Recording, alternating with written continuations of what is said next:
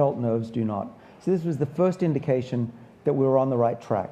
We also could see that those structures, that epigenome, those scratches on the CD, they went away.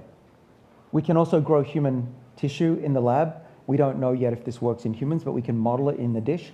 These are human pluripotent stem cells that have been engineered into little mini brains. On the left of this image, you can see these are little organoids. These are quite similar to human brains. They have electrical activity. And on the right is the electrodes that we put the brains on. We can measure that. We think they dream, they have thoughts, and we can also age them using our technology of disrupting the epigenome.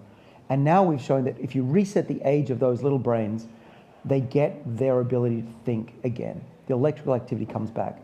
Does this mean one day if we reverse the age of the brain, you'll get your memory back? Possibly. We've done this now in mice. Old mice, we can rejuvenate their brain, take their brains back to half their age, and they get their ability to learn again. So you might say, well, this sounds great, but how long is this going to be before we have it? And my hope is that we're at a turning point in human history, as important as flight and Silicon Valley and energy and crypto.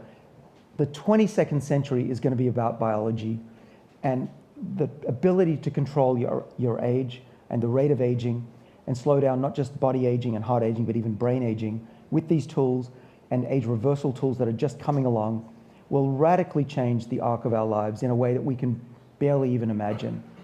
And when we can reset our age by a couple of years, which has now been published, that's been done by Greg Fahey and colleagues, if we do that every year, even just set your age back 1 year every year, what happens, right? Things then get really interesting. And that's the world that we have to stay alive to be able to witness. And if we all do the right things, we will witness that.